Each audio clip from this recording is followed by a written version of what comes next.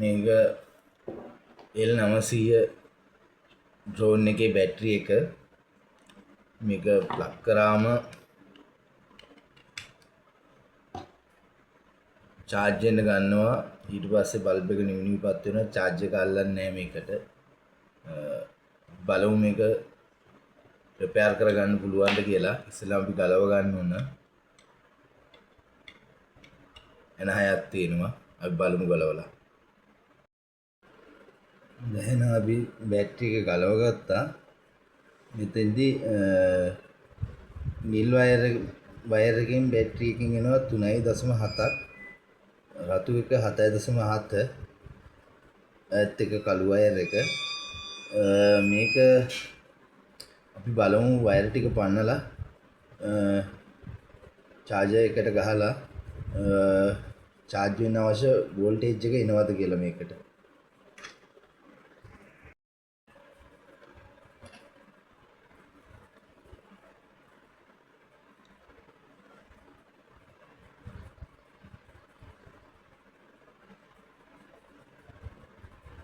මේක හොඳයි මට පේන විදියට.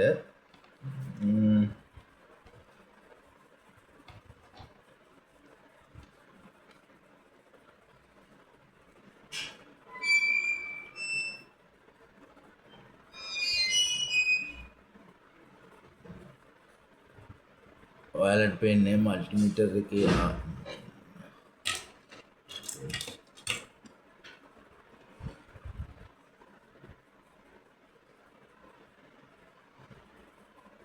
මේ 0.7ක් වගේ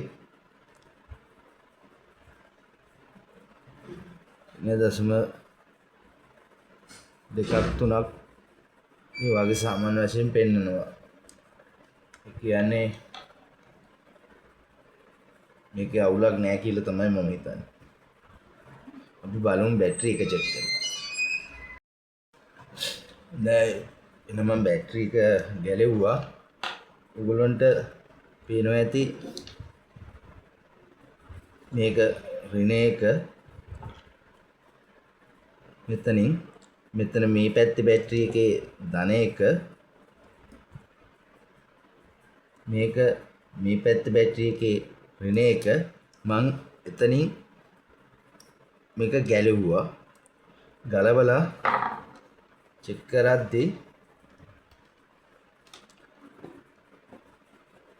එතෙන්ට රින තියලා තිව්වම 1.6ක් පෙන්නනවා. මේ පැත්තේ බැටරිය හොඳයි.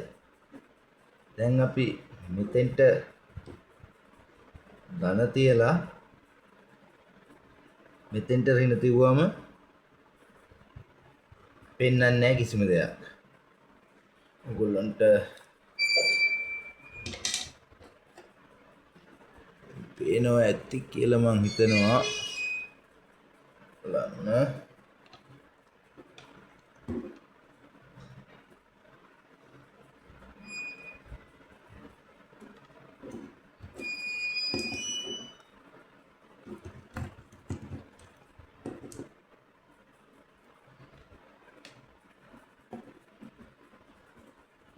රීඩ් කරන්නේ නැහැ. ඒ කියන්නේ මේ පැත්තේ බැටරි එක නරක් වෙලා තියෙන්නේ. මේක රීප්ලේස් කරන්න වෙනවා.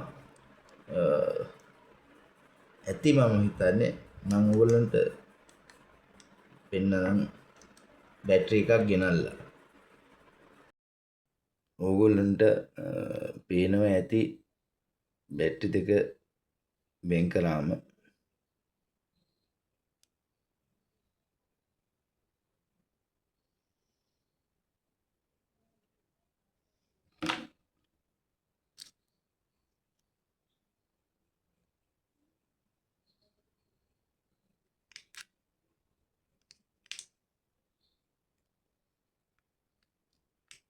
බැටරි එකක් ගෙනල්ලා බලමු.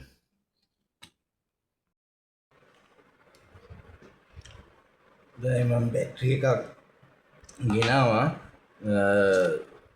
මේ જાතියේ මේ ඇම්පියර් සයිස් එකේ බැටරි එකක් මාකට් එකේ ගන්න තිබුණේ නැහැ. පොඩි බැටරි එකක් ගෙනාවා. ඒ වෝල්ටේජ් එකමයි ඇම්පියර් ගානින් අඩුයි. ප්‍රශ්නයක් නම් වෙන්නේ ඩ්‍රෝන් එක ෆ්ලයි කරන ටයිම් එක ටිකක් අඩු වෙයි. අපි බලමු මේක සම්බන්ධ කරලා.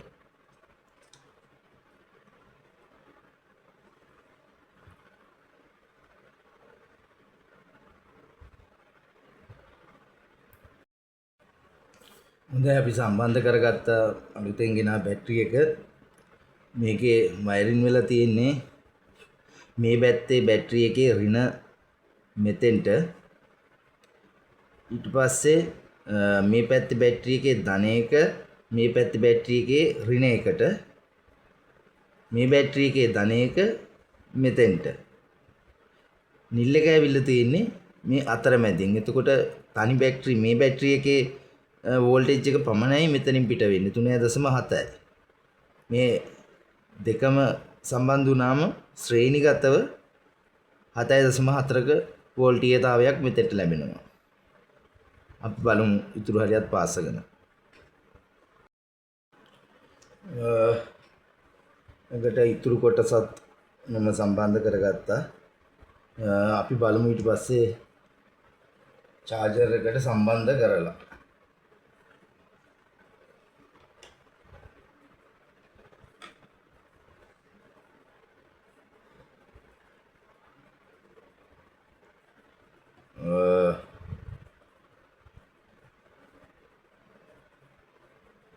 හරි වගේ අපි බලමු වෝල්ටේජ් චෙක් කරලා මෙතෙන්ට ලැබෙන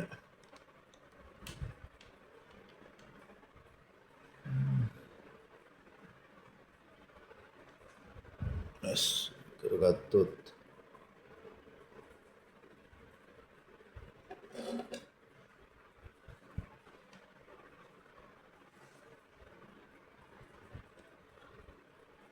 ඍණ එකට ඍණ තියලා බෝඩ් එකේ සඳහන් කරන 7.4ට ධන තියුවම වෝල්ටීයතාවය බැටරි එක දැන් අලුතෙන් දාපු ගමන් charge වෙන ගමන් නිසා 6.91ක් පෙන්නනවා එතෙන්ට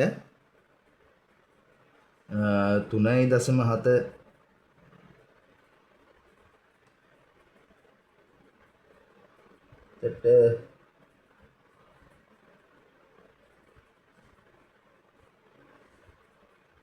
තිව්වම වෝල්ටේජ් එක 3.05ක් වගේ පෙන්නනවා. ඒ කියන්නේ නිවැරදි charge වෙන ගමන් නිසා. අපි ඊළඟට මේක charge වෙන්න ඇරලා drone එකට දාලා බලමු.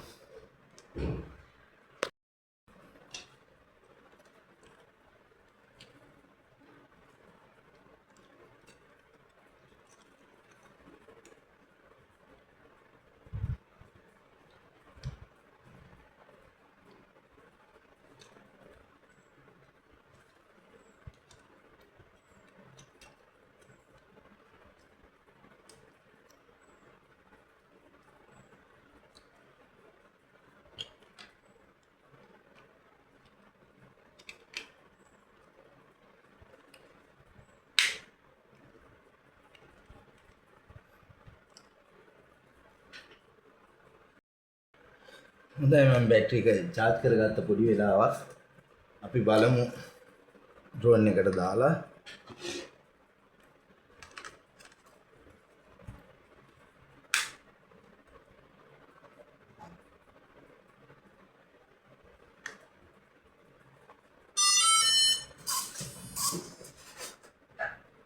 ඔන්නවා කිසිම ප්‍රශ්නයක් නැහැ.